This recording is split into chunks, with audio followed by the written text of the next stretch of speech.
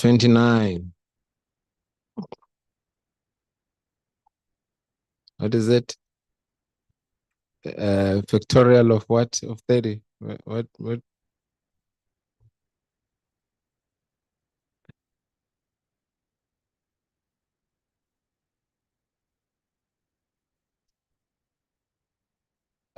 Thomas, we have questions for you, but you'll find out during the session since you just you just walked in.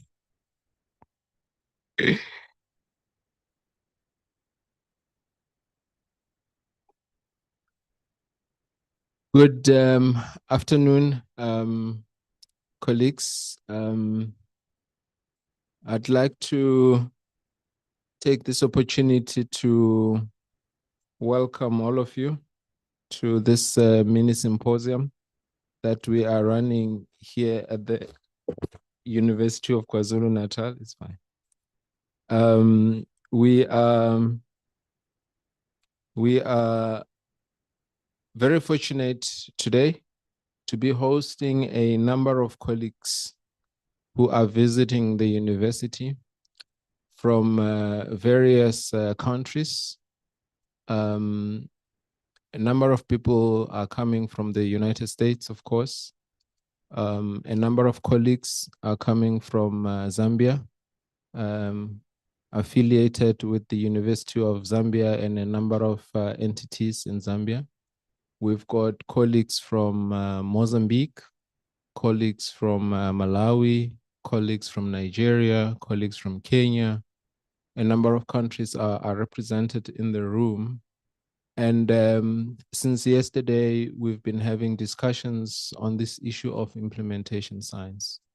There is a lot of talk about implementation science, but as we talk about implementation science, our own understanding of implementation science and conversations around it tend to take different shapes and forms. And we are embarking on a journey as the University of KwaZulu-Natal to essentially advance the conversations around implementation science and advance the scholarship around implementation science together with our partners. So some of you may know that I have been involved with Washington University in St. Louis as a faculty member on the high IRI program, which is really about implementation research. It's an institute about implementation research that tends to focus on HIV and global health issues and infectious diseases. But even with that experience, we are now broadening the discussion to include other aspects and to be a little bit more disease agnostic. And that includes part of our conversation. Those of you who don't know me, my name is Musa Mushabela. I'm a professor of public health at the university. I also had the research and innovation division as deputy vice chancellor and chaired the board of the National Research Foundation. We are going to kick off our discussion this afternoon with a keynote address from one of our very esteemed colleagues who is visiting us from the United States. She is Assistant Professor Whitney Erie, who I have met through our engagements over the last few years with Washington University when we discuss implementation science. We asked her to kindly take an opportunity to share with us experiences of implementation science in the US. She is at Boston College as assistant professor, but also lecturer in population science at the Harvard Medical School, and also linked to WashU as a faculty member. So you will hear when she speaks why we asked her to share her experiences. And we're very excited that she has kindly agreed to talk to us about her experiences. She will basically try and emphasize a little bit on the pitfalls of implementation science. And for those of you who are not familiar with the concepts, of Implementation Science. Don't worry. She will do a little bit of how to navigate the concepts as she kicks off. And then we are going to have a panel discussion where we can discuss a little bit more on these topics soon afterwards.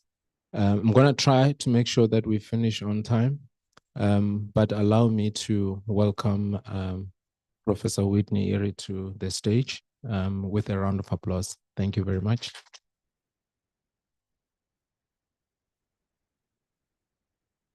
Do you mind adjusting the...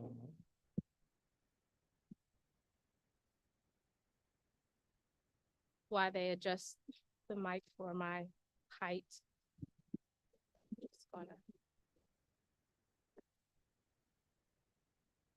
That's great, thank you.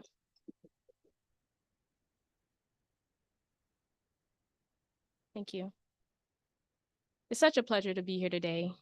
So I am going to speak on the promises and pitfalls of implementation science, specifically lessons learned from the United States HIV response. I'm sure some of my points will be relevant to other contexts as well, so I look forward to that discussion. I want to start by thanking you all for being such amazing hosts. It's so wonderful to be here in Durban. This is my first time on the continent, and it's very special to me to have this invitation, but not only to come here, but to have an opportunity to give a keynote. So I would like to thank the leadership and the support at UKZN, as well as UZN, and of course, the support of my mentors and colleagues at Washington University who helped make this happen. What are we going to talk about today? We are going, just testing my thingy clicker.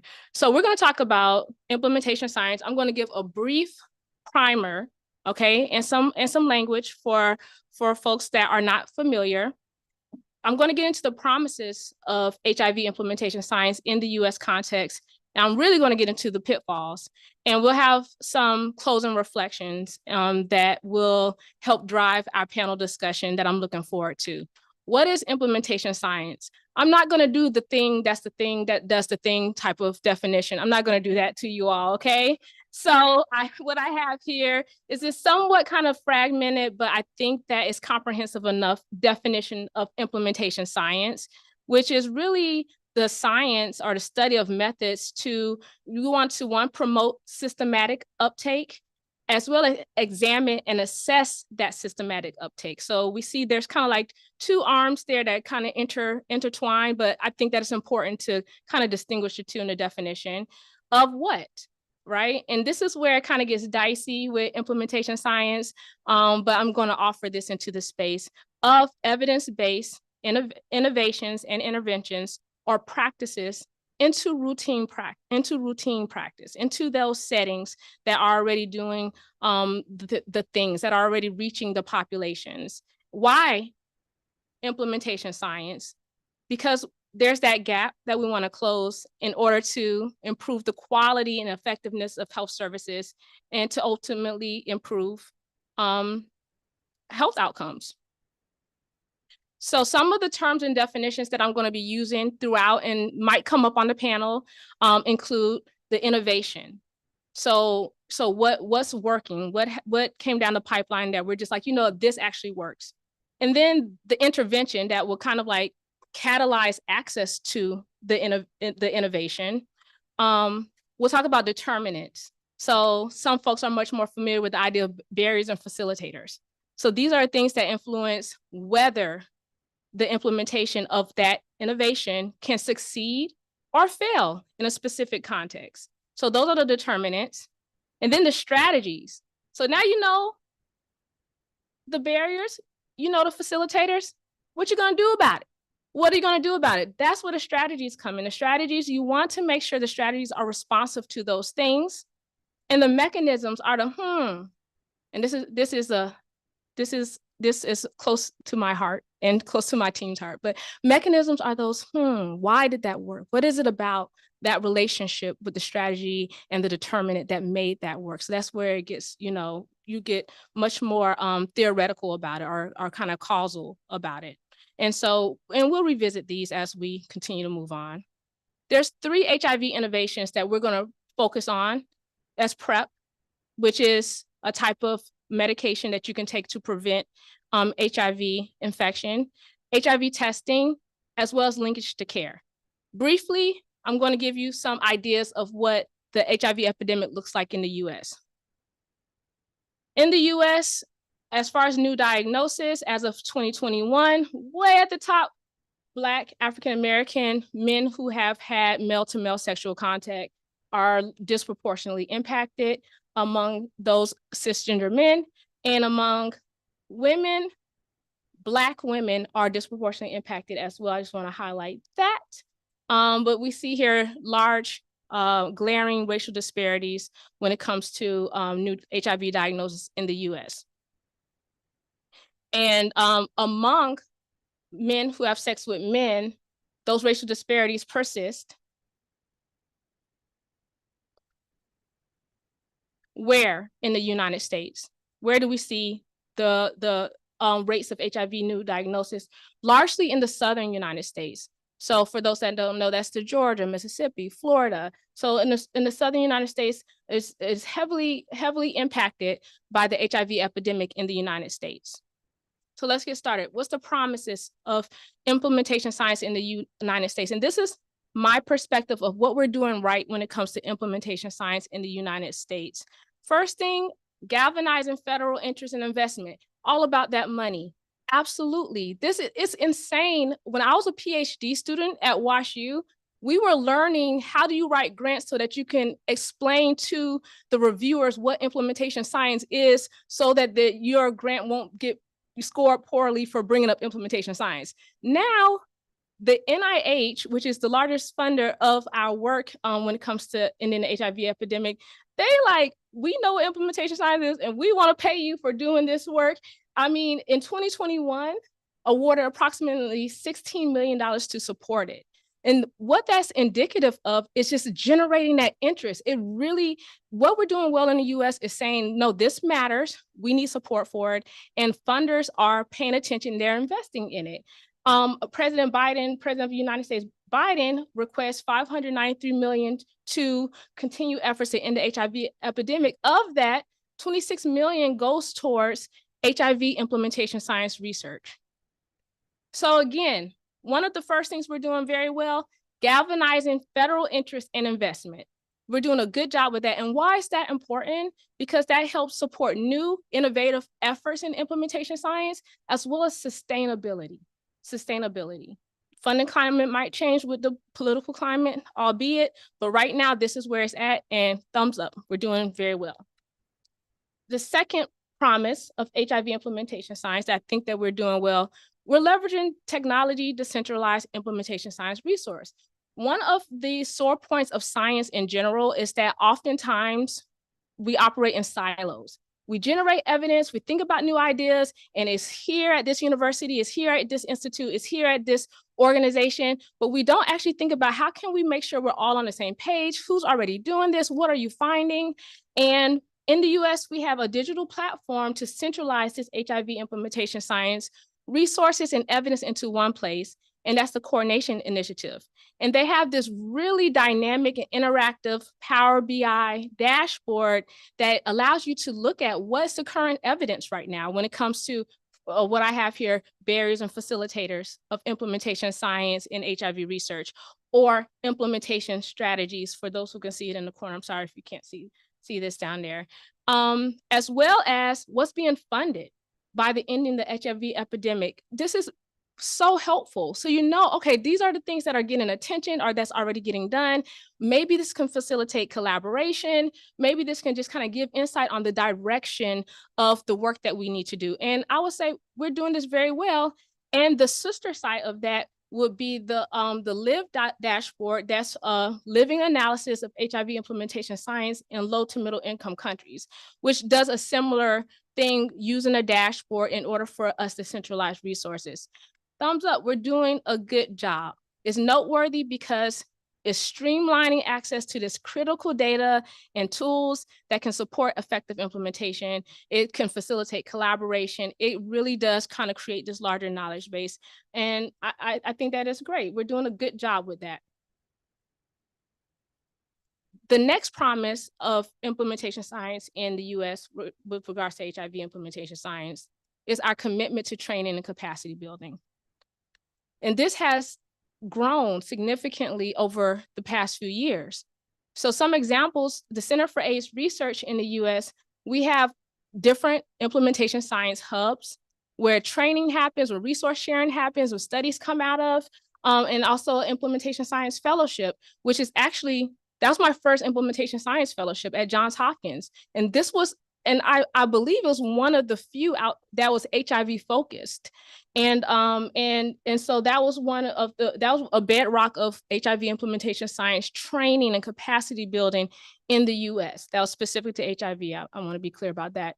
And then the Coordination Center, which is based out of Northwestern in the US, they have a visiting scholars in implementation science program.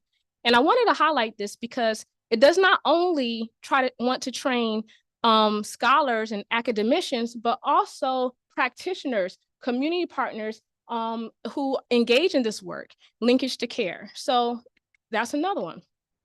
And then we have History, which I got to represent.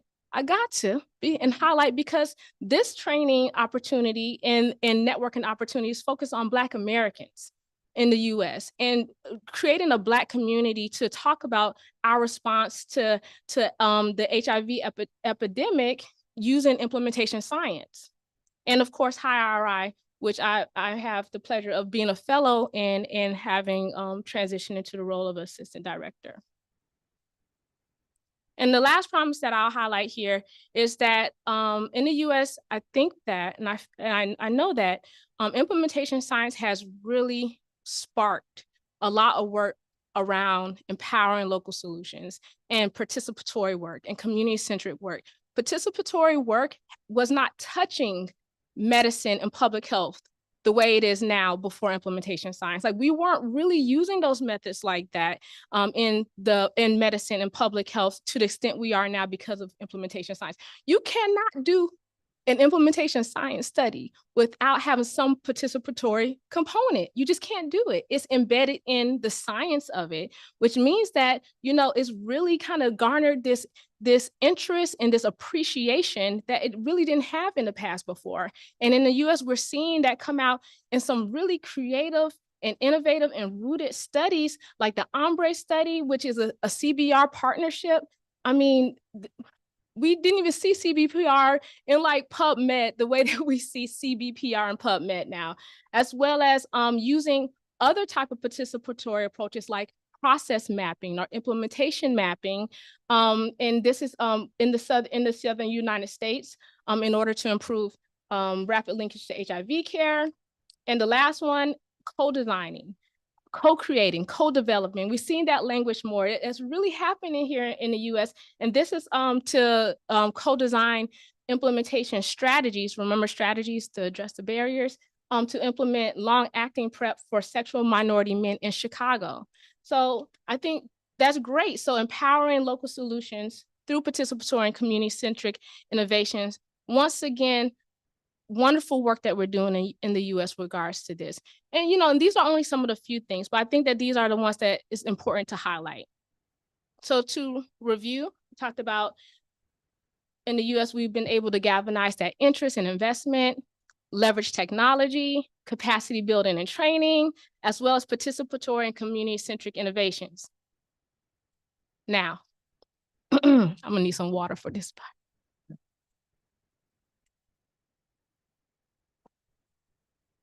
Excuse me. Pitfalls of HIV implementation science in the US. And I titled these, and you'll get more information: out of context, out of line, and out of focus. Gonna drive me out my mind. No, just kidding. All right, so let's get started. Pop quiz. Pop quiz. Most didn't mention I'm a instructor. So I teach all the time. So I like to have something a little bit more interactive. So everyone, we have 2 maps before you. Some would like heat maps, I guess. But I'm curious to know if anyone can tell me, what does each of these 2 maps depict? What are you seeing? Can someone just take a shot at it? Which one? Both? Mm-hmm. Mm-hmm. Thank you so much, Mosa. So HIV, yeah, actually, right. One of them, what's that? Slavery. Ooh, thank you, Carol. I should have said that you panelists can't answer. That's what I should say. I'm just kidding. That's exactly right. What you have here on the older map, I'm not going to do left and right, lynchings of the last 10 years in the United States. In the United States, Black Americans suffered many years of chattel slavery, and even upon emancipation, suffered many years and continue to suffer many years of systemic oppression and violence. And one of those forms of violence was lynchings. And from 1909 to 1918, this is how prevalent they were in this particular region of the United States, lynchings. And what you see here on the blue map is the rates of new HIV diagnosis in 2018, so 100 years later. Is this a coincidence? I can tell you it's not. Okay, don't think on that too long. All right. So my statement now transitioning is to advance implementation science to end the HIV epidemic in the United States, we must incorporate what we have learned from a long history of systemic anti-Black racism, sexism, colonialism, imperialism, and enslavement. Diallo has eloquently stated that it is not taboo to fetch what is at risk of being left behind. It is not. So in order to move forward, and you see the Sankofa birds moving their feet forward, it's looking back and it's taking good care of an egg. So it's looking back with care and nurturing and understanding of what was behind it. Dr. Fenton in 2011 at a STI conference stated that the root cause of HIV inequities are complex. And these complex interactions between those social and structural determinants, oftentimes we develop these interventions and approaches and they are myopic. They just only address one factor. And what we need to know in terms of implementation science that I appreciate that Dr. Fenton said is implementation without proper contextual support is dangerous. Implementation without proper contextual support is dangerous. One more time. Implementation, because I know 3 is working, I'm a teacher. Okay, yeah, you got that. Okay. Implementation without proper contextual support is dangerous and can add to health inequities. Unfortunately, we fail to learn lessons from history. Well, let's not fail further. So this gets me to my first pitfall, out of context. HIV implementation science in the US must include historical and contemporary anti-Black racism as part of the implementation context. We have to understand that, acknowledge that, and ensure that we have strategies to address the impact of that. So Dr. Mustansky at Northwestern and colleagues did this wonderful systematic review of implementation science research on determinants and strategies that were effective for HIV interventions for men who have sex with men. And for my peoples, determinants, once again, explain why implementation of innovation or intervention may or may not succeed. Okay, so Mustansky and colleagues looked at all of these exactly 126 articles that focused on determinants and strategies. And what they found is that of the outer setting determinants, and I defined that here, are like the social and political and environmental factors for folks that don't know what outer setting determinants are. The most frequent outer setting determinants, number 2 on that list, systemic and structural oppression. That's number 2 on the list. To complement that, to further this, Harrison and colleagues, including Dr. Tanya Petit, who I highly respect at UNC, did a qualitative review, kind of like a meta review of multiple qualitative studies that focused on, that were funded by the End the HIV Epidemic funds, and looked at what was the role of racism there. In fact, they actually just wanted to review the studies. They weren't even looking for anything regarding racism, but it was found. For the Transforming the Carolina study, 2 main themes emerged from those data. 1, racism as a salient factor, and 2, the disconnection between social factors and recommended implementation strategies. And that is a notable finding. That's a notable finding, right? So those factors or those determinants, they're not being matched up right. They're just not being matched up right with recommended implementation strategies. Here's a quote from that. This is one of the participants in the Transforming the Carolinas study. Systemic racism is built into how we combat these issues. And as long as we are talking to people of color and people who are not people of color, and they feel like these issues don't affect them, we're going to be fighting for legislation and greater funding to combat these ills. So we have to let folks know that this impacts them. All right, for the Crush San Francisco study, once again, the main things were related to experiences with homophobia, classism, and racism, while interfacing with actual healthcare systems. So healthcare systems actually kind of being a proponent of those experiences for those individuals. And some of the people in the study talked about, specifically Black and Latinx folks, they described their healthcare interactions as degrading or discriminatory. And finally, this was analysis of transcripts, and they found in the transcripts 52 excerpts that contain themes related to racism and white supremacy. And this is among young men who have sex with men and young transgender women in North Carolina and South Carolina. And here, they summarize their finding as the healthcare system's role in upholding white supremacy was frequently mentioned. Medical distrust was another prominent theme, with the Tuskegee experiment mentioned by multiple key informants, okay? So we know that racism and we know oppression are very salient and very real determinants of successful implementation. Like they're barriers to implementation. Is it our responsibility as implementation scientists? Is it the responsibility of implementation science to address racism role in the US HIV epidemic? Too big? Yeah, too big, yeah. Can't do, don't have to reach, don't have the range, you know? Just don't got it, you know? So disappointing. Just kidding, it is. So, myself and two of my very great colleagues, I had the opportunity to contribute to this wonderful work about situated implementation science in resistance. And our stance is that not only is it our responsibility, but it is embedded in the actual DNA and the call and the genesis of implementation science to resist and to disrupt structures. Not just disrupt them, but to actually pull them apart and reform and transform. We say, given the centrality of racial disparities, it is surprising that theories and frameworks most frequently invoked in implementation science are relatively silent on this issue. We further state that understanding racialized implementation gaps, which is what we just went through in those few slides, must draw on guidance from frameworks, models, and theories that center on understanding racialized hierarchies of power. So for those who are just like, well, how do we do this? Where do we start? You start by stepping out of your current epistemic framework and looking for those theories, those models, and frameworks that center on understanding racialized hierarchies of power.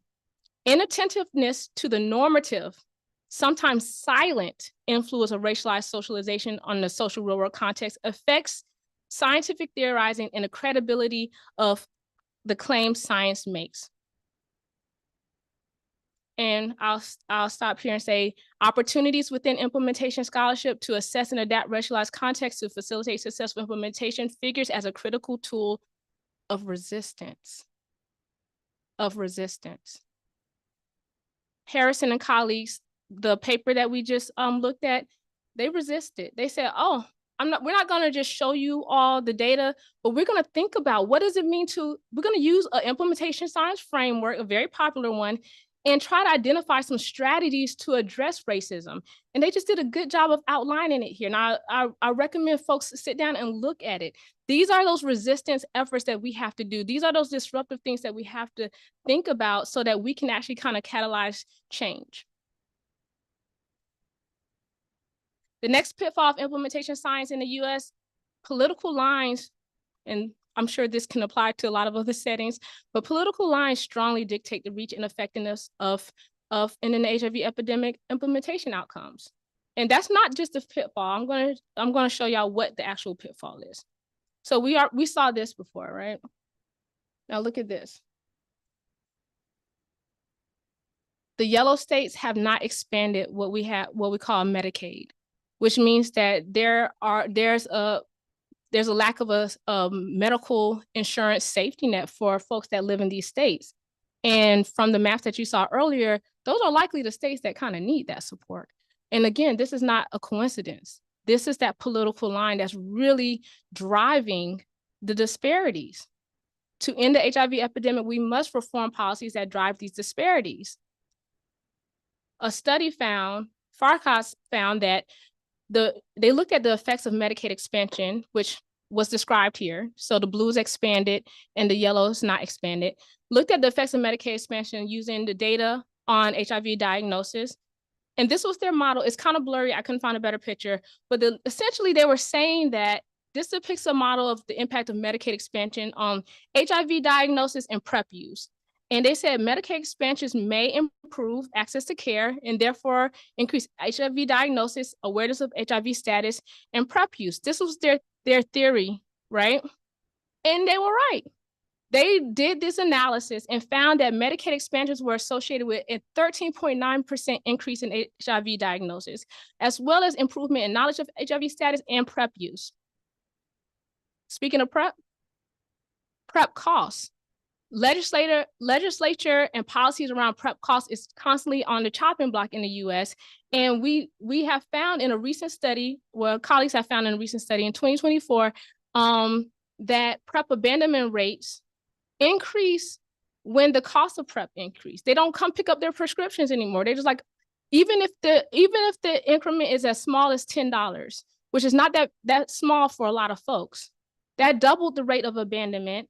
And abandonment rates that were 48% out of pocket or cost $500 dropped to 7.3%. The abandonment rates dropped down when those costs were cut to zero.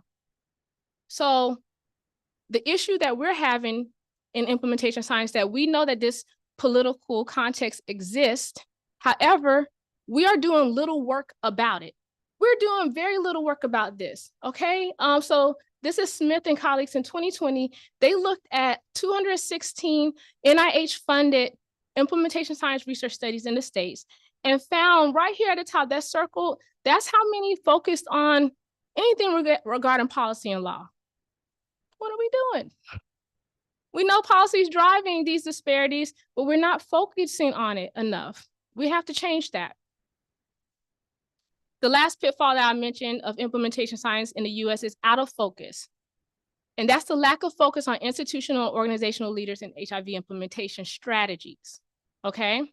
So back to Mustansky's article, they found that among implementation science research that had strategies that kind of targeted users and implementers, there were very few that focused on the inner context, which is the institutional and the organizational settings.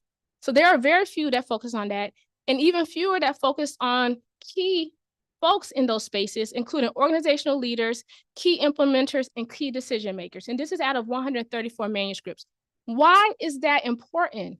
That's vastly important, especially when we're looking at racialized disparities, because one of the known barriers that comes up to effective HIV implementation science is medical mistrust. Medical mistrust comes up all the time.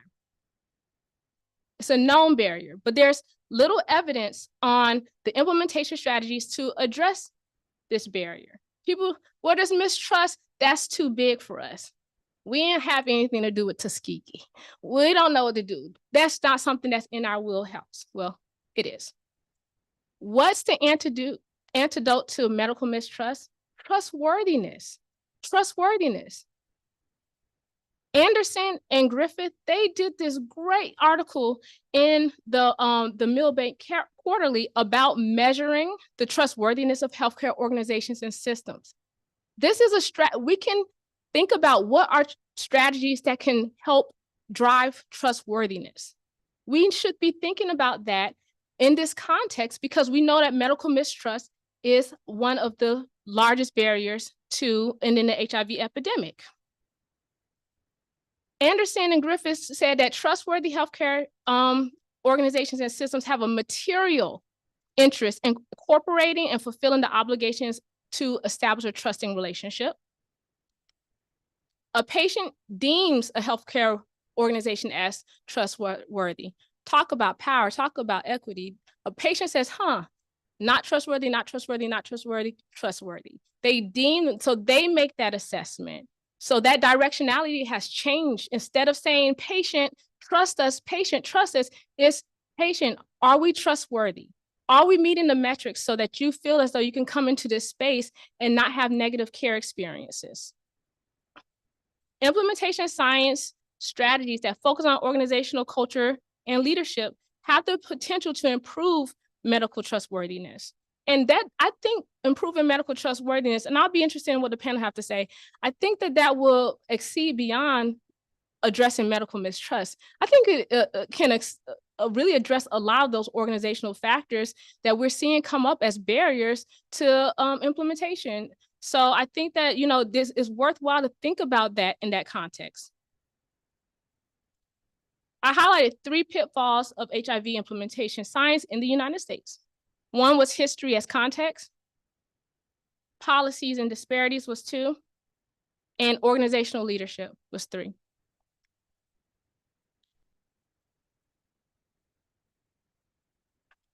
I'm going to close with story time, because I'm not just a teacher, but I'm a mama. I got some kids, y'all. I have children, plural. All right, story time. So this story is a critical story about power. It's about position. It's about access. It's about equity. And it's about engagement when it comes to implementation science. Yep, that's right. Green eggs and ham. Who's familiar with green eggs and ham? Who knows this? There we go. We got some hands up. We have some hands up. There we go. Good. Great. I am Sam. If you're an implementation scientist, you too are Sam. Okay? Sam, I am. Point 1. Sam just came up in this person's house. I don't think this person was expecting Sam. And Sam didn't just come up in the house. Sam came in a vehicle with a sign, the audacity. I'm here. Put down your newspaper, pay attention to me. This person looks startled. What you doing up in my house? Do you like green eggs and ham? Do you like prep? This person's like, I have no idea what you're talking about. What do you mean? And not only are they confused, but they're not interested. They're not interested. We as implementation scientists are like, you don't want prep? No, are you sure? No, I don't want no prep. I don't want nothing to do with it. No, thank you. I tell you what, this is us as implementation science. What if we put it on a train? What if we put it on a plane? On a car, in a bar? Injectable, ring, rectal douche? No, I'm not interested. No, thank you. I'm good. Okay, I tell you what. What if we gave it to you at the pharmacy, at the hair salon, at the barber? While you're walking your dog? Drones? No, I'm not. And let me tell you something. This person cannot get away from Sam. That's that access. This person cannot get away from Sam. And also, this person has a lot of resources. That's a lot of NIH funding right there. Right? That's a lot of EHE money right there. Got a whole ship that's balancing a bus. That's crazy. And a mouse? That's crazy. Look, just try it. Come on into my trial. Here's some incentive. Just give it a try. Come into this space and try it. Look at that face. He excited? He was like, yeah. He's not excited. Sorry. Just try it. Okay, fine. I will take that course of medication. I will try it. Seem to have liked it. But are we satisfied with that? Was that okay? Sam, I am, implementation science, green eggs and ham, innovation.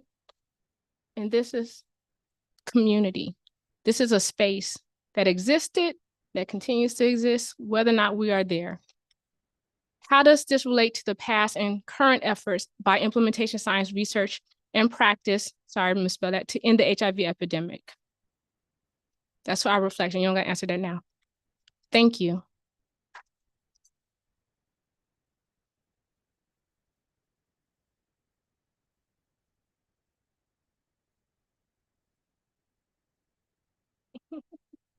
I am Sam. Sam, I am. May I please ask that our panelists come forward? I've got 4 more people that need to come up. Professor Caroline Odette, Associate Professor at Vanderbilt University at Wits, also a faculty member at High IRI. Assistant Professor Radhika Sundaraj, who is at Cornell, also faculty at WashU with High IRI. Assistant Professor Aloke Modi, who is Assistant Professor at WashU and also with High IRI. And Assistant Professor Thomas Odeni, also with WashU. So welcome, colleagues. Thank you very much for joining us on this panel to engage together with Whitney, who has just given us a mind-blowing presentation. You know,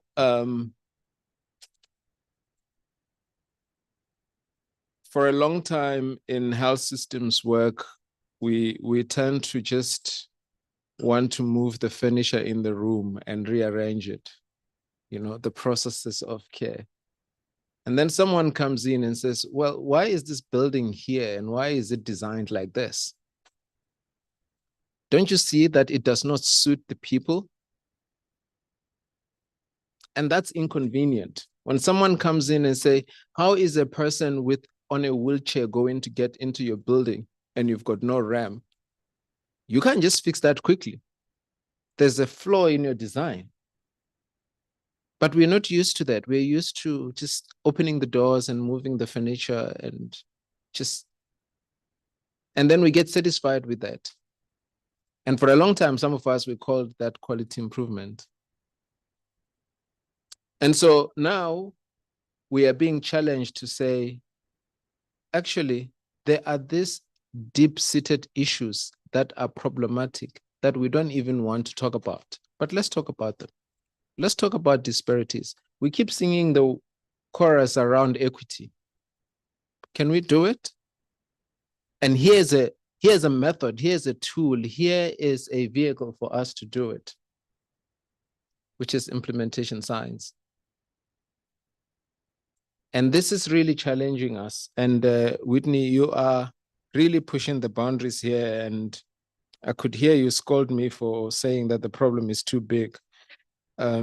Because really, for me, if you start talking about racism and you start talking about poverty, I'm just like, that's beyond me.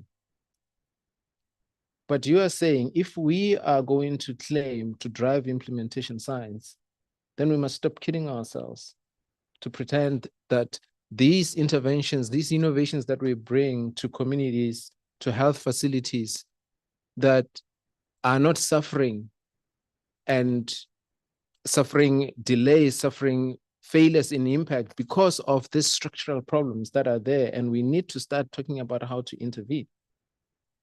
Now, I want to then take the time that we have to engage you colleagues on this. And if anyone online has any questions, please post them for us and we will raise them with the panel. But let me start with you, Whitney. Why did you bring this up? You could have chosen so many things. You could have chosen to talk to us some nice frameworks and theories and models in implementation science, but then you went and dug out the thing that we don't want to deal with. And you were like, here, let's deal with it. Why? What made you bring this up? Acacia. You have to explain. Okay, I'll explain. We acacia, I said acacia as in the acacia tree. We at this institute at our trainer trainers workshop have been divided into groups, and each group has a particular each member of the group has a particular tree. And the acacia is known for thorns and prickling and dissenting, and I was assigned that role appropriately. So in response to Mosai, I claimed my position as an acacia. The reason why I bring it up is because it's unavoidable in my day-to-day in the United States of America. As a Black woman, as a sister to Black brothers and who are Black men, and as a wife to a Black man. And I see it and I feel it every day in the healthcare system. And I wake up every day and I do a job. And if I'm going to do a job every day, it's going to be to dismantle racism piece by piece and to help equip and empower others to do so. I am so strongly optimistic about implementation science role in this. And that's why I brought it into this space. This space is about pushing bounds and operating outside of boundaries. This space is about thinking and innovating and transforming. Why not bring it here and see what we can do? See what we can touch on, see what we can push, see how we can re-envision and redo this. So I know that we can. And that's why. Thank you for that. You know, what would have been comfortable for us is just to talk about PrEP and talk about the distribution of PrEP and talk about our HIV programs and the indicators that we report to our funders. You know, just leave it at that. But now that you've brought it up, let me expand on it. Because we've got panelists here with experiences in different places. Carolyn has worked in many countries, including Mozambique and rural South Africa with interesting programs. Radhika has worked in other African countries like Uganda. Same thing with Aloke has worked in Zambia. And our friend there, Thomas, who is originally Kenyan, has done some work in Africa as well and other contexts. I'm interested because Whitney brings the sort of challenges that the US face in terms of this sort of structural issues that have to do with disparities, right? The kind of things that separate and divide people, that make it difficult for us to implement programs. And even when we implement programs, we realize that the strategies that we use work for certain groups, but other groups are left behind. And we have a slogan that says, leave no one behind. So can we talk a little bit, and let me start with you, Thomas. What do you see as some of this sort of health inequalities and social inequalities that affect the way we do interventions for health in various contexts that you may have been exposed to? And you can just share a few examples in a few minutes. Thanks, Musa. And again, Whitney, that was a wonderful, provocative talk. So thank you for sharing that and nudging us out of our comfort zones to talk about this. I think I came out of that with more questions than answers, actually. One of the things that, as Whitney spoke, I thought about, and I'm not just originally Kenyan, I am Kenyan.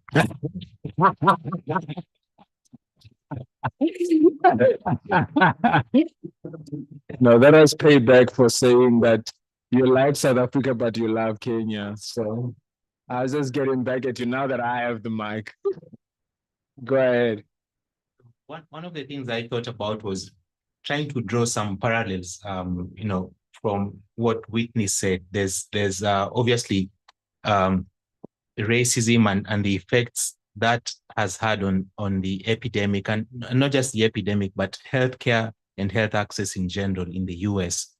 But in Africa, certainly in Kenya, we have a history of colonialism, and there are vestiges of colonialism and then neo-colonialism that in many ways has some similarities to what you're talking about. And I think one, for me, that would be a question for you to help us think about, what are some parallels, some similarities that we can borrow from that. I think the other thing for me that I think another question that came to my mind as you challenged us as implementation scientists to face these issues head on.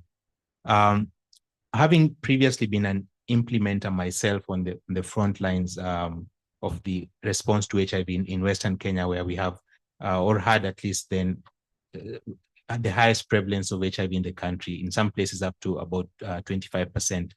And we did a lot of good work, I believe. But as we all know, the success of the response to HIV is really a double-edged sword. We did a lot of things to promote access to treatment, but you've heard the term silos and verticalization, and that progress also led to neglect of other areas in health. So, when you talk about out of focus, there's the idea also that the success of HIV also has thrown us a little bit out of focus. There's one African proverb that comes to mind, that it's difficult to be both arsonist and firefighter, if you think about it. And so when you challenge us, I think it's hard for us to think that some of the problems we face now, we created them. That's so interesting. How do we fight them? So I leave you with more questions than. No, but I think what you're doing, Thomas, is to raise these issues so that we can flag them, then we can think about them. Because, I have to say that, a lot of the times when we hear a conversation about decolonization, you can think, okay, this is getting tired now. Where is this conversation going, right? Because no one is really coming up with answers on how to deal with it. But what you're saying is actually, you're correct. Let's go back to the political lines of slavery. That gives us the roots for some of the problems that we face today.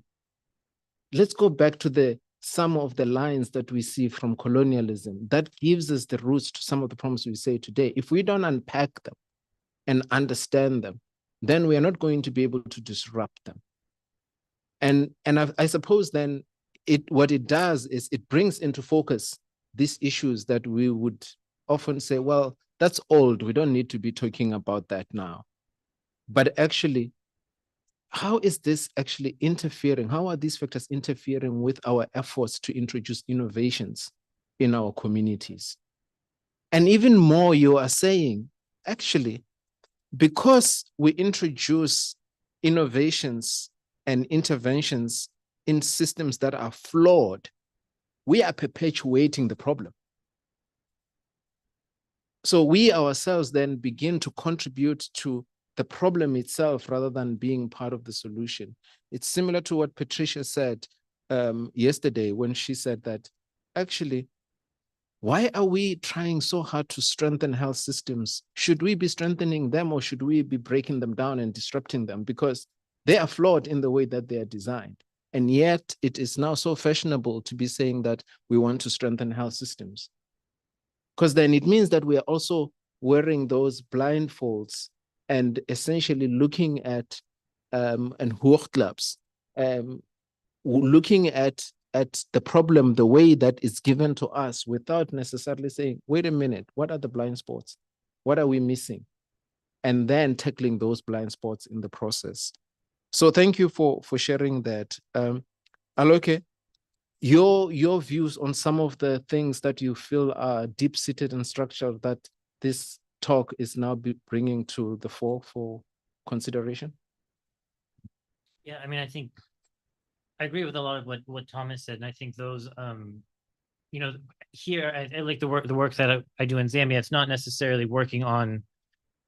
I specifically haven't worked on just a lot of the areas that we see, Sure. Men, women, or sex workers, MSM populations. But I think, And I think the quote that you had, the trustworthiness begets trust.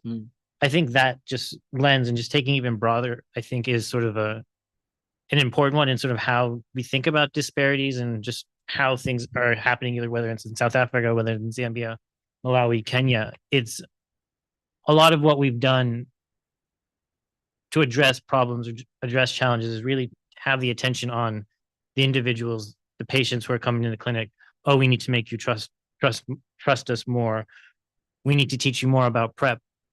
Oh, you defaulted from clinic. We need to counsel you on HIV medications are really important. But that lens it shifts the lens from the individual really to the system. And all of these we have systems that have a lot of structural challenges, whether it's on the societal level, poverty, politics, at the health system level, whether it's related to colonialism, whether it's related to racism, apartheid, all of the above, socioeconomic stuff that's going on globally, even currently, that's not even historical.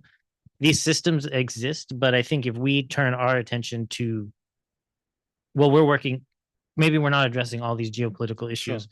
Whitney is, but not all of us are that talented.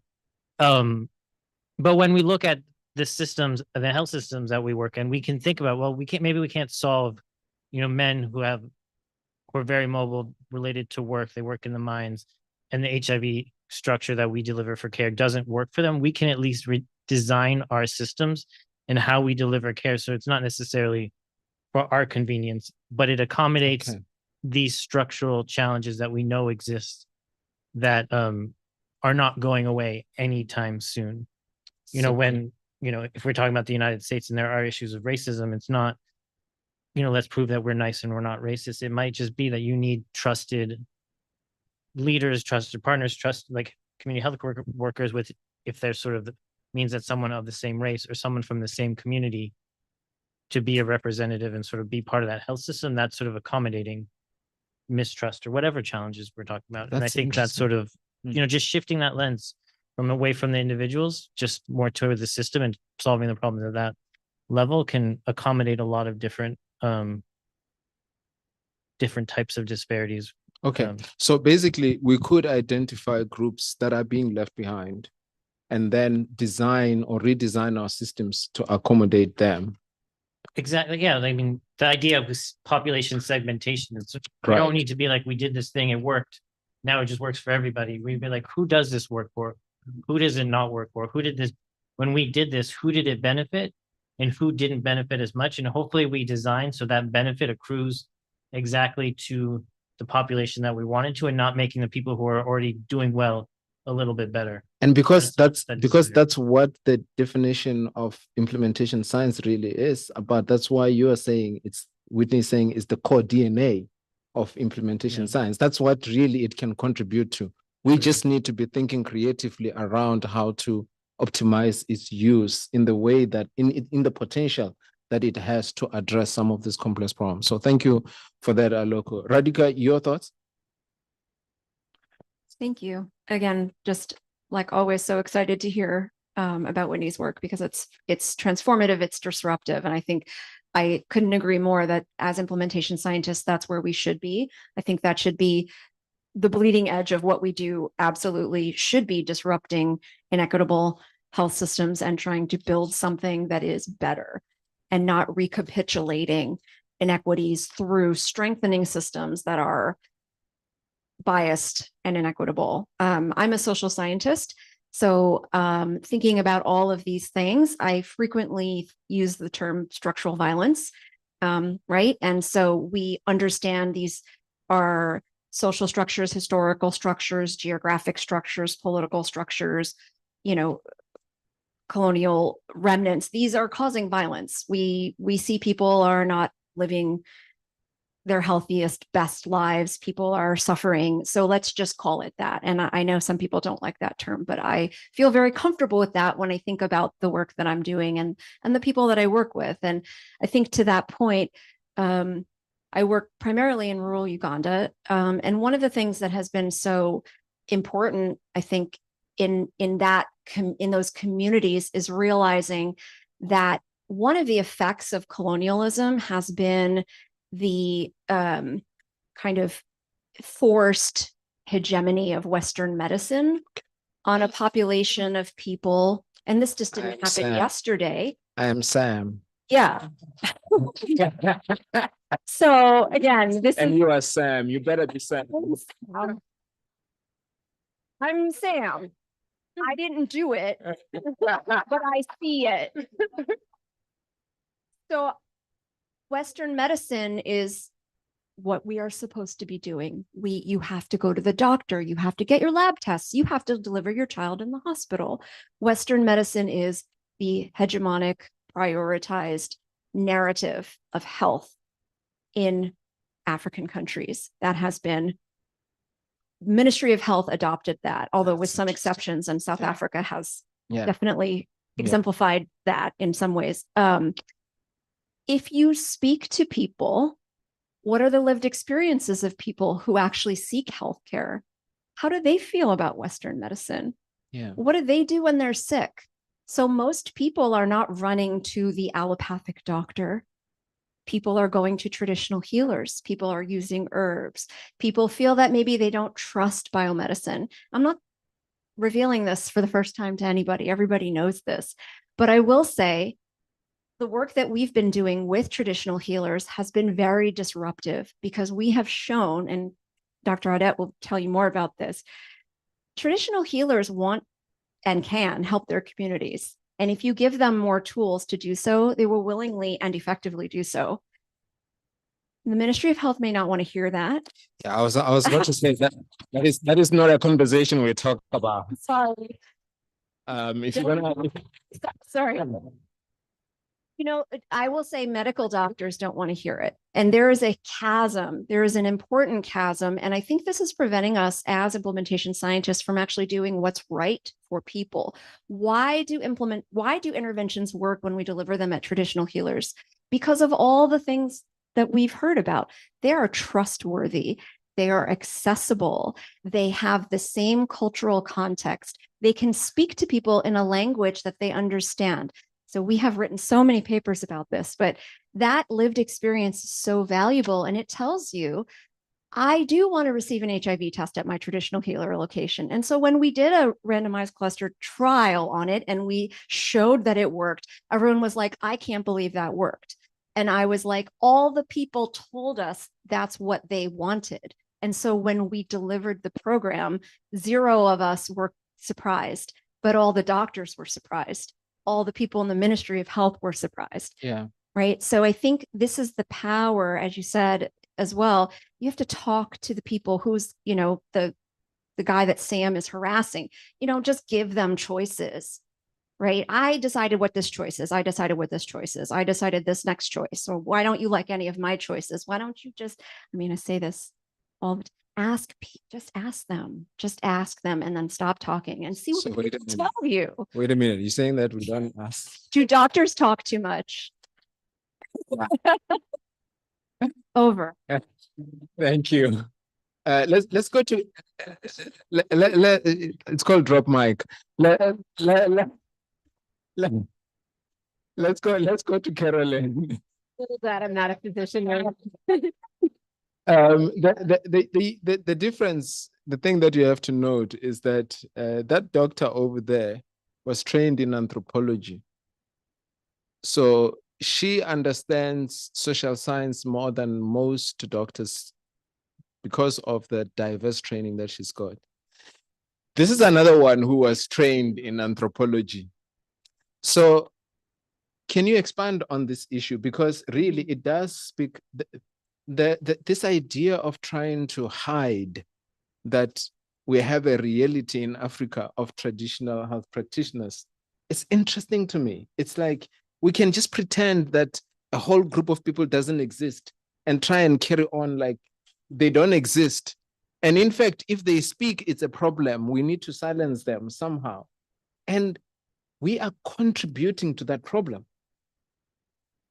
We cannot be saying that we are doing implementation science. We are trying to take care of people in their context and within the confines and realities of their culture, but then erase a whole existence.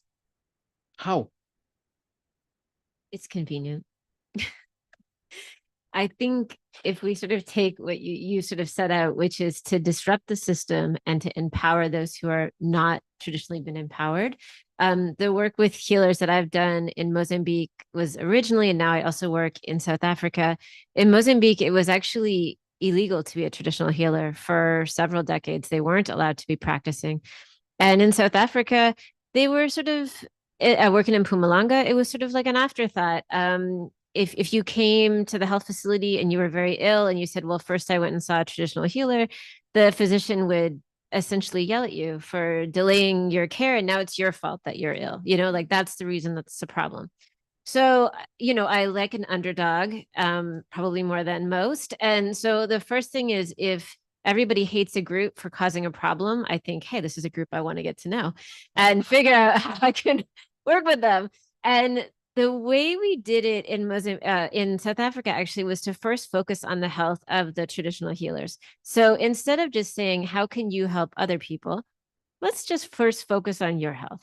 So we said to them, we did a whole bunch of interviews and surveys, like, what are your biggest concerns for your own health? What are the concerns that you have with how you are treating patients? What do you think you're doing well? Yeah. What do you not? Just ask. Just ask. And the first thing they wanted was to have all of them to get an HIV test because they were worried that they were being infected by their patient's blood during treatments. So we did that.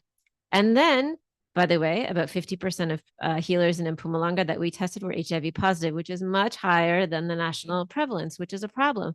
So the next grant we wrote was to give them PPE training and to figure out how can we best give them PPE so that they can protect themselves. So the whole PPE is first personal protective equipment. So the whole first efforts were about them. After that was sorted, it was like, okay, if you feel comfortable, what do you want to do to help your clients? What do you want to do to help people in your community? And that's when it was, okay, we want to deliver HIV counseling and testing. We want to do screening people for TB symptoms. We want to look and take care of people who've had a stroke so that we can prevent secondary strokes. We want to, you kind of insert here, there, but this system has to be put in place. And I will say, if we're looking at Sam I Am, my first thought was, by the way, it was brilliant. And I was like, this was the coolest thing I've ever seen in my life, was that every time Sam said on a boat, on a float, whatever, it actually made it harder the next time you went back with a different strategy. Yeah. So it's not like it's like a de novo attempt the second time around. Yeah. Every time you do that, you're making it harder the next time. Yeah. And so if you already have a population that doesn't trust you for good reason, every time you do that, you're pushing them further and further away, and the strategy is going to have to get better and better. So you really have to sort of really sit down, be quiet, think, and work with people, because you're making your job harder and it's just going to negatively impact people's health. That's another drop mic. I usually don't run out of things to say. But this is very challenging, this conversation. And I that's good. And I think that the point you're making about how we are making it worse, there is a whole burden already. And this is the thing that it hasn't occurred to me, and it's starting to occur to me now as I'm listening to you. Part of the problem of colonialism and the forcing of medicines on people over time and interventions on people is that we have over time systematically, incrementally, repeatedly pushed people away. We've driven the distrust. We have contributed to the distrust in the approaches that we have used, where we're just looking at, we just got this medication, we're going to push it towards you must just take it. It hadn't occurred to me that every year, every month that we do that, we are pushing people away. And that's an interesting perspective to think about, to say that I Am Sam actually brings that into focus, that ultimately when they agree to take it, I mean, we have had people agree to take ARVs and they'll come to the clinic and they'll take the prescriptions, but they never take the meds. So that tells you something about how they are not agreeing, but they feel forced to. Yeah, they're just exhausted. And that's the thing. We are exhausting our communities with all these interventions that don't work, that they don't. Yeah, that's true. Because then they have to face that as well. So this is challenging. Let me just ask you to address one thing that I think might be important in the context of Africa. In some countries, in South Africa, we understand racism. It's our lived experience. We talk about it, we fight about it, we disagree, and a whole lot of things happen in our society about this. But when I talk to my colleagues, say in Zambia, they're like, wow, it's kind of far-fetched for us, but we've got other problems, right? Can we start to talk about broaden it? Because then all the systemic issues can be broader than that, right? Can we start to broaden them in terms of what other systemic issues we should be thinking about? Any one of you? Thomas? Thank you, Musa. You're welcome. My pleasure. So, I trained originally as an epidemiologist and then transitioned into cancer. And, I focus on cancer in people with HIV. And I think, in your question, the word that caught me was broadening. And my experience has been that we have, we've really advanced HIV care, but we haven't broadened care for people with HIV for those other things apart from HIV. So, for example, the people I work with are people with HIV and cancer, and many of those people get great HIV care, but not great cancer care. Whitney showed us these graphs that depicted disparities in racism and then HIV. But we also know that cancer in people with HIV is disproportionately a burden borne by Black people. So in the US, for example, cancers like Kaposi sarcoma overall are on the decline, but in Blacks and African Americans, the incidence is actually increasing paradoxically. So broadening for me is a challenge for us to think beyond just this one disease, because these are people, they might be identified as having HIV, but they face other things that we should be, thinking about. But let me push you a little bit on that, because yesterday you showed a graph diagram that basically showed that deaths from cancer in Africa is worse compared to other places. Can you talk about that? Because that is a form of disparity at a geographical level. And we see a similar picture. If we look at the HPV vaccinations, for example, they're much lower in African countries compared to other countries. And you deal with cancer. Can you expand a little bit on that? Because it's not enough for us now to just look at the map and say, oh, interesting. Now we need to say, why is this the case and what are we going to do about it? That's true. I think part of what I deal with is the idea that cancer is actually a disease, in many ways a disease of disparities. At least many cancers are diseases of disparities. Certainly here in Africa, we deal with a lot of cancers associated with infection. And for what it's worth, many of the infections we deal with are those that are predominant in poor populations. And what I talked about yesterday was the idea that we look at diseases like cancer as things that affect maybe Western countries or people who have certain Westernized diets, etc. But yet these are diseases that are here with us. We've just sort of turned a blind eye to them because HIV is a thing that I guess NIH wants to deal with in Africa. They don't want to deal with cancer in Africa. That's just an example. Sure. And to push that idea of colonialism, its vestiges, and neocolonialism, our response to these problems is not driven by our own priorities. It's really driven by the priorities of the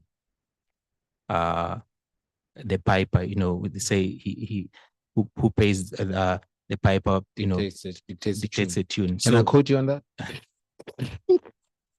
Yeah, so we haven't gotten to the point where we are really dealing with our priorities. I'm not saying HIV is not a priority; it is a priority, but there are many other things that are affecting us. But because of, you know, the way our society is, because of his historical issues, we always follow the agenda that's brought upon us from elsewhere.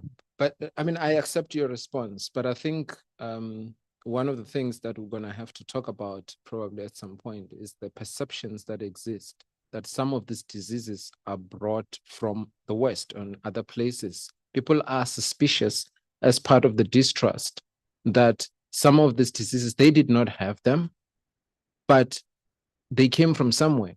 It may be that they did not know about them. There has not been an awareness around them. But even these ideas of westernization, for example, may be contributing to some of these things. I mean, we saw it with HIV in how it was transmitted. People argue that it comes from Africa. Well, COVID, we saw how it spread throughout. And people are saying, look, this is not our problem. You people who are traveling all over the world, they're pointing at us, by the way. You people who are traveling all over the world are bringing this. This does not exist in our mkukus and our sheikhs. But how come we are now getting this in our... So that sort of resentment that comes, that contributes to people distrusting and resisting the interventions. We can't blame them for it because of some of the things, the sort of determinants we're talking about. So maybe a conversation for another time. Let's move on. Let me hear how you would expand on that, Alok.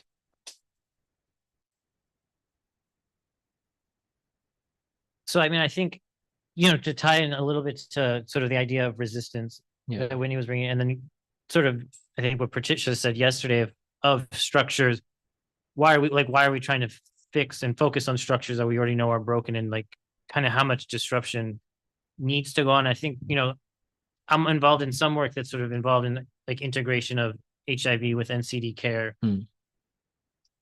And this sort of concept, I think, resonates a lot. And I mean, it relates to cancer as well, because, you know, the reason we have PEPFAR and HIV, you know, the HIV structures are siloed, but strong in many countries. And, you know, the roots go back to colonialism and why there is so much, you know, socioeconomic disparities between the countries. But now that we are trying to move towards advancing, not just, okay, we'll just focus on HIV, but there are other diseases that are also important, that are gaining in importance in sort of the epidemiology that we do need to address. The conversation about how is it going to be done in these countries. If it's sort of like 10 years, 20 years from now, we see the remnants that this was just built off of PEPFAR, you know, we might just be reinforcing a system that hasn't,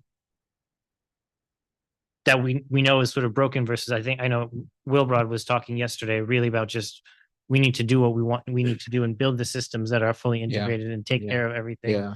And 20 years from now, when we see that and we don't see the vestiges of PEPFAR and how this came out, even if right now we leverage PEPFAR and the strengths that it does have, those are sort of the goals. And I think, so that's interesting. So the funding mechanisms also is something to look at and disrupt those funding streams as well, because they can contribute a lot to the fragmentation, to actually leaving people behind. Absolutely. And I mean, it's a conversation with what happens with PEPFAR. It's right now it can be top down, but there can be pushback and there can be dialogue. And I mean, I think it is changing at PEPFAR now, some of these perspectives, and it's not just from, you know, that insight they didn't come up with that insight. Great. Radhika? And this is tangible versions of decolonization too, rather than just talk. Yeah. I think what's important for us is to think about this idea of how much we as implementation scientists and implementers are coercing people into doing things that they themselves don't think is important. And bringing it back to what you were saying is, we're throwing interventions at people and they don't want them. So then every time we come back, you know, we are Sam again. Hi, we have a new thing. So what I think is very important is to get a sense from a community, from your target population or whatever you want to call it. What are the perceived needs? Right. So Just ask. just ask. No, should I just this is my message. But I do think, for example, hypertension. We've done some work on hypertension among people who use traditional medicine. And there's this idea that if I use traditional medicine, then I don't have to take my pills anymore. Right. So when we come as physicians or implementers and we say, we're here to give you access to pills for hypertension, people may not feel that that is necessary. Right. So that type of perceived need is not there. And so the perceived need means you're not going to get uptake. You will not, that is not, quote unquote, acceptable. So I do think we need to be framing what we do, not just in sort of understanding the structural realities, right? Geographic barriers, economic barriers, but also just perceptions of need. Right. So we have to concurrently build that trust and the Correct. trustworthiness. So when you show up in the house with your sign, they're like, oh, thank goodness you're here. Yeah. I was just wondering how I could get my hypertension tablets. Yeah. But Wow. Let's give Caroline. So We'll take a round of questions from the room. I would say two things. One, we can't forget about the providers as well. So as we are bringing our hypertension pills or whatever it is that we're trying to shove down people's throats in the best way possible. If we do not have a sustainable system, you now have, let's just say at healthcare facility A, you have 25 healthcare providers who come to work every day to keep people alive and to keep people healthy and to provide the best service they can. But imagine they're out of TB medications Monday to Friday, and then the next week they run out of HIV medications. And on Tuesdays and Thursdays, there's no ambulance. So if somebody has an urgent issue, you're going to watch them die. And there's no blood transfusion. So if a woman has a hemorrhage after delivery, they're going to watch that. And eventually, if you go through that year over year, somebody comes in late, you just stopped caring because you are traumatized by the work that you're providing. And so every time we talk about making improvements and finding a new strategy, I think we have to really be careful that whatever we're doing is a sustainable activity. And I know everyone's going to look at me and go, nothing's sustainable, Carolyn, unless somebody is prepared to pay for it forever. And that is true. But at the same time, to start something that is absolutely not sustainable is incredibly unethical. And our entire health systems, I mean, some of them are better than others in different places, but there are definitely health facilities I've worked in where essentially all they have is paracetamol and maybe anti-malaria medications if it's a good day, and maybe not. And so you are telling a pregnant woman she has to deliver in the health facility or she's a bad person, but that's the health facility you're telling her to go to.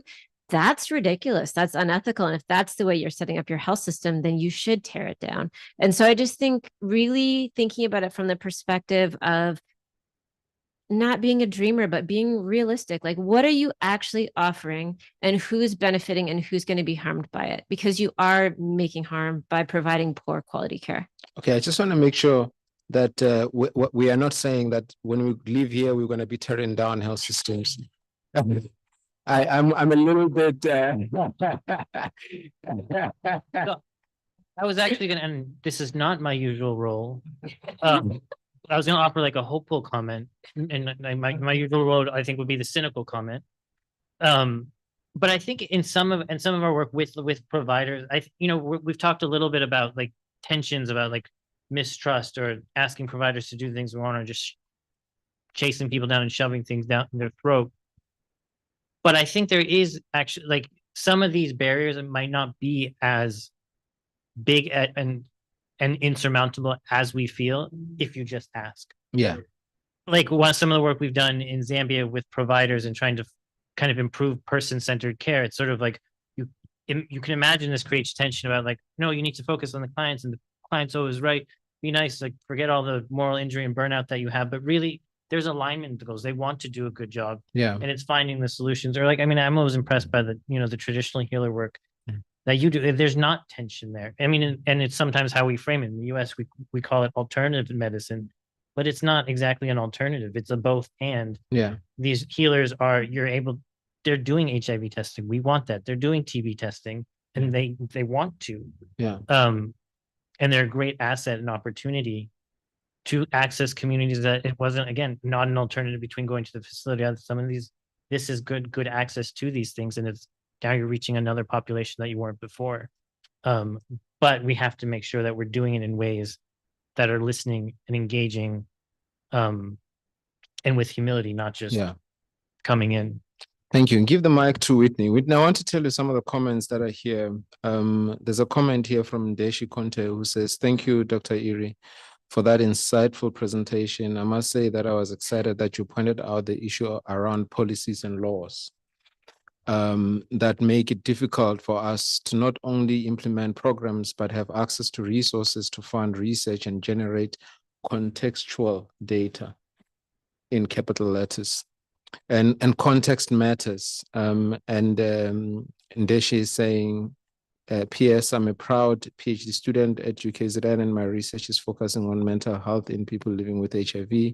I'm inspired to work towards breaking down systematic barriers, one piece at a time. Thank you so much for the mini symposium. And also there's a point here that says, great discussions. Just ask, just a quick question. What are key funding agencies that support implementation research as a priority for them? So I will come back to you on that.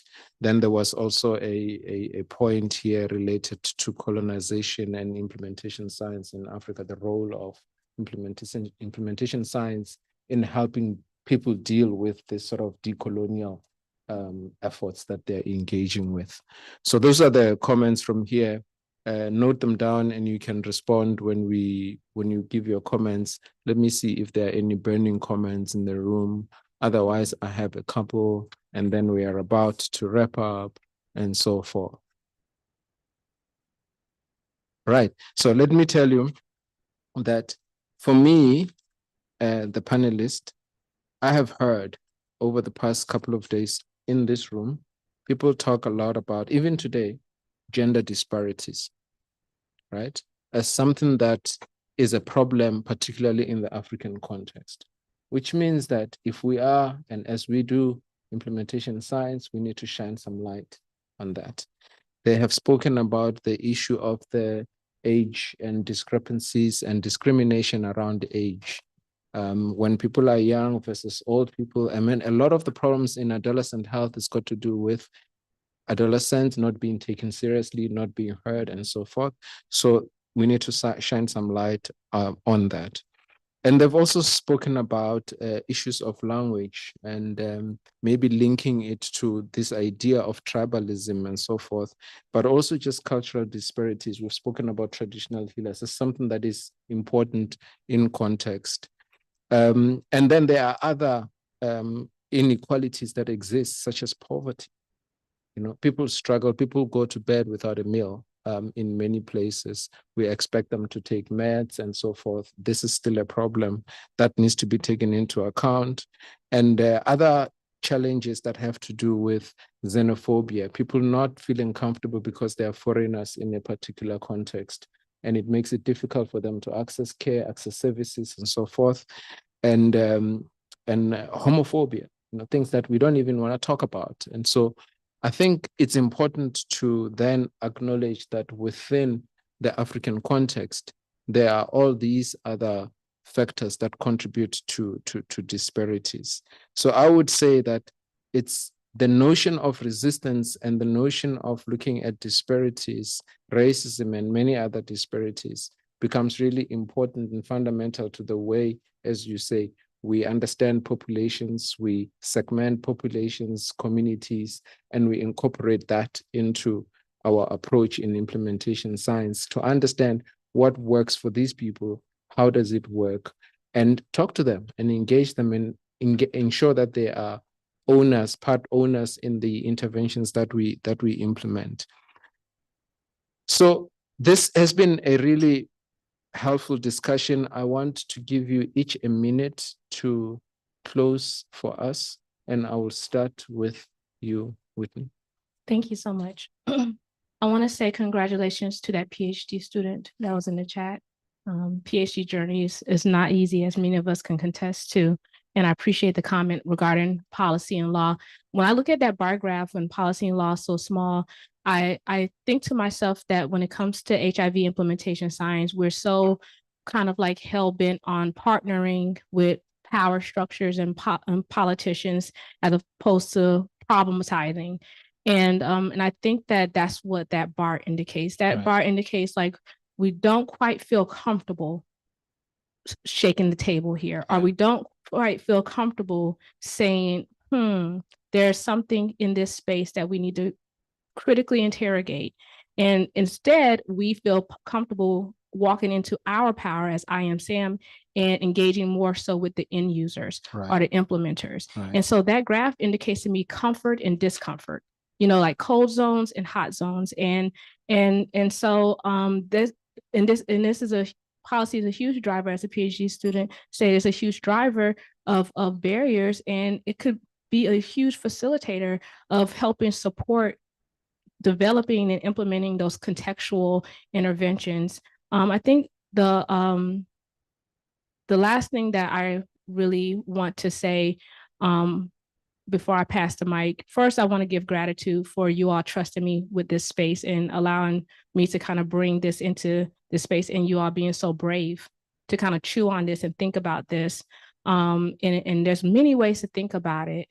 And when Corey, Elvin, and I wrote the paper, which is really Corey Bradley's brainchild, and Corey's at Northwestern, dynamic implementation scientist. And when we wrote the paper about resistance, the first step, if you're going to resist, is resist the urge of averting your eyes away from those problems and say, no, this is what we do. This is only what we do. We are so fortunate that we are in this special place in implementation science where we're still crafting and crystallizing what it really means to be an implementation scientist. And I think that we cannot afford to not resist these hegemonic practices and these traditional or dominant forms of scientific inquiry. We have to resist that complacency, and we have to kind of look into the spaces that are going to truly give us the tools to critically interrogate and to transform. And much of that operates outside of the traditional medical model and the traditional, positivist science, approach. And we have to be okay with that. And we have an opportunity to kind of like shape that and further shape agendas. My first promise that I started when it came to US HIV implementation science pop quiz. What was it? Just kidding. My first promise was our ability to galvanize investments and interest. We have that. That's part of us. We a little sibling. We came up from the bottom. We was like, okay, we are here. We're gonna write these grants. And NIH was just like, say what? Where you come from? And they embraced it. So there's something about our vision. Again, back to vision. Don't avert your eyes. Look into it and let's create and catalyze it. And implementation science is well positioned to do that. And we have to train future implementation scientists to feel comfortable doing that, or we're going to keep seeing that graph, right, of comfort like that. The discomfort is always going to remain with problematizing power structures. And we'll get more comfortable when we feel like we have the tools to do so. And implementation science can be that tool. Thank you. Let's give you a round of applause. Thank you so much. Carolyn? So I love the idea of going more into the policy level. And I feel like I've hesitated to do that in the States because the politics are so insane. And it almost has felt an impossible task to take on. And it's sort of like you look at these I live in Tennessee, and we are not a Medicaid expansion state. And in fact, last year, our governor decided not to take any CDC money for HIV because he didn't want the CDC to tell him what to do and who to test. And anyway, this is probably being recorded. But what I'm realizing is that you just have to say, you know what, like I'm willing to take this on and try to figure this out. Now, some people are insane. And so there may be hard to figure out a strategy to sort of handle something that you feel like is just so crazy. Like, what is this thing? How can you possibly figure out a strategy to address it? But on the flip side, if you don't keep knocking on the door and banging, nothing will ever change. And so you have to have that courage to do that. And if you give yourself a headache, just keep going at it, and have good friends that you could sort of call up and say, what else can I do? I'm extremely frustrated here. And that's the only way you will see any good change. Round of applause. Mission accomplished. Thank you so much. It's really been a pleasure to be up here with some incredible people. So I appreciate the time and the attention. And I think that as implementation scientists, we are already, and I think this has been well stated, we are self-selecting into the role of disruptor, right? We see the problems in the health system. We are critically engaged with context. We are fascinated by understanding processes and mechanisms and understanding outcomes that are relevant to implementation and to lived experiences. I think that that's part of what speaks to me. I think that being disruptive is important. But as I learned through my PhD journey, it's easy to be disruptive. It's like so fun to be disruptive, to tear down things and find the problems in the theories and say like, well, that stinks and it's problematic. I challenge everyone to be creative, to be a creator. So from the disruption, we should think about creating something that is better. So what is better? And it takes time to get there. And I certainly don't have the answer, but I do feel like my journey as a force of disruption and discomfort and forcing people through that process is I intend to create and find something where we are happier and better and, acceptable is not the best word, but embraced, right? Something that's embraced and appropriate.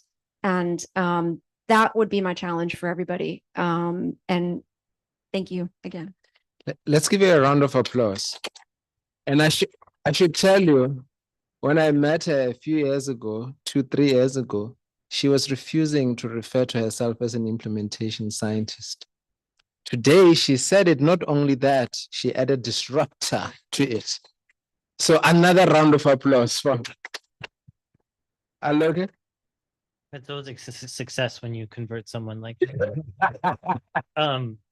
so as we had the couple minutes to reflect on final thoughts, I was just realizing and thinking like Whitney's talk was the perfect keynote kind of for these last 2 days, because there's so many things about what we've talked about that at their heart are about resistance, right? I mean, as a sort of, I think some of the impetus for this after high IRI training is sort of resistance against implementation science and sort of where it is right now. Yeah. And sort of how some of the tools are useful. The premise is amazing, but the tools may not always be fit for purpose everywhere. And this is, an amazing group of thinkers to really talk about how do we create, not just break things down. Yeah. We're all good at, we can all do that really well. But really create what is needed to create those tools and makes the system that we want. We talked about mentorship and really kind of resistance around traditional models of that. Challenges with whatever relevant health systems or public health challenge we are, but thinking about resisting doing the same thing again with actually, touchy-feely ways of just asking people. It's not even violent or uprising or anything like that. It's just asking people. And even I think some of the conversations were how do we rethink, partnerships between academia and sort of implementing institution, public health and practitioners, and really rethink and sort of resist the sort of silos that those have fallen into. And so it's just a great theme for these past 2 days, and great, it's exciting. And just when you mention mentorship, I mean, some of those discussions were about resisting misogyny, resisting kind of systems of patriarchy that are embedded in academia and traditions that are there as well. So you're right, actually, that there is a lot of parallels when you really broaden your mind around it. So thank you for that. Round of applause.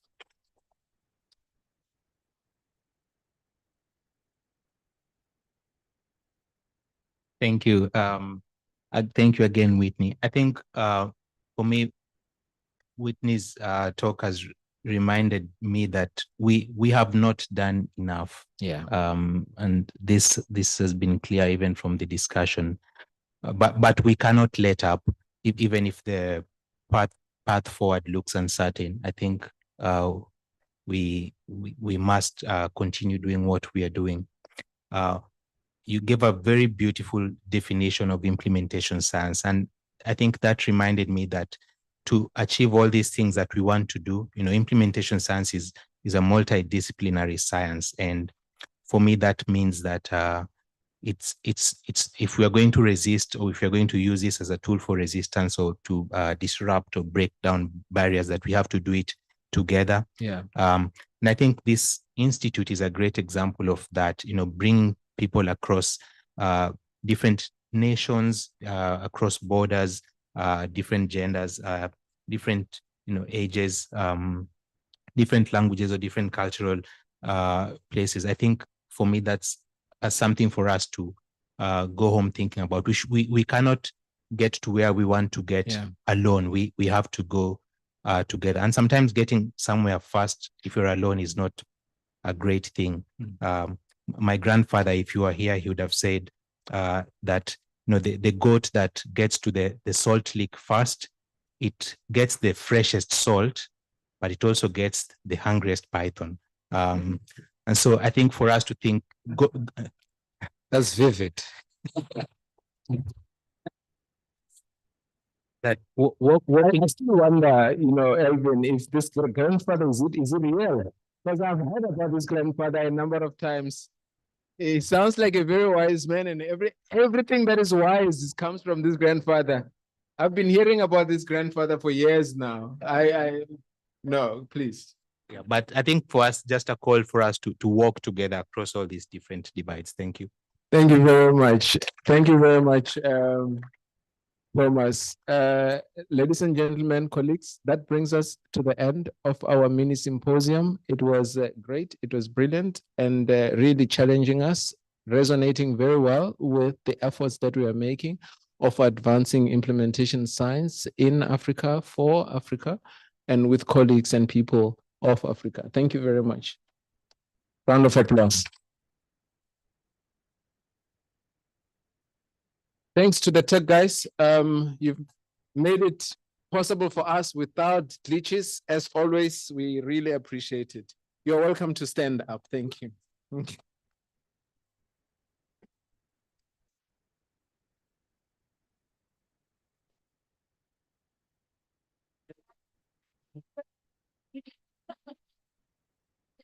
You're going to get a picture, guys. Oh, where? Here?